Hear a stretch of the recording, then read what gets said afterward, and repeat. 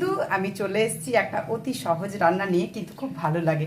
আমি আজকে রান্না করে আপনাদেরকে দেখাচ্ছি। তা দেখুন, এখানে সর্ষের তেল নিয়েছি, একটা তেজপাতাও দিয়ে দিলাম, আর একটা শুকনো লঙ্কা দিয়ে, আর সঙ্গে একটু পাঁচফোড়ন দিয়ে দিলাম। এবার এগুলোকে ভালো করে আমি সব ভেজে নেব। দেখুন, একটা পাঁচমিশালি আমি সবজি করছি, তার মধ্যে কুমড়োটা একটু বেশি আছে, তো এগুলোকে আমি ভালো করে এবারে আগে ভেজে নেব। তা দেখুন, সবজিটা একটু ভালো করে ভেজে নিয়েছি, ভালো করে এখনো ভাজিনি, মানে একটু নেড়ে নিয়েছি।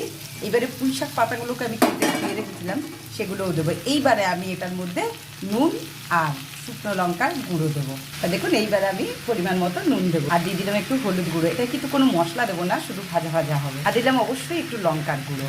এবার এটাকে নেড়ে চেড়ে আমি কিছুক্ষণ ঢাকা দিয়ে দেবো। এটা কিন্তু আস্তে আস্তে জল বেরোবে, এটাই জল দেবো না। দেখুন বন্ধুরা, আমি ঢাকা দিয়ে রেখেছিলাম, একদম একটুও জল দিইনি, কি সুন্দর ভাজা ভাজা হয়ে গেছে। এই রান্নাগুলো একটু ধৈর্যের দরকার, আর সঙ্গে একটু চিনি দিয়ে দিলাম। কি বন্ধুরা, কেমন